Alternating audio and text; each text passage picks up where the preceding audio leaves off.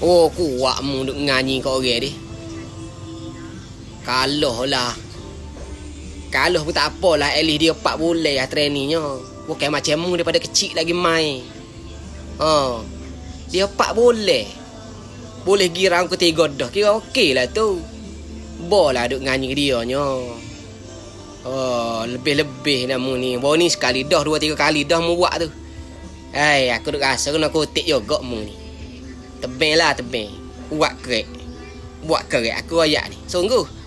Padai-padai lah tu duk nganyi dia nya. Tahulah mu tu hebat.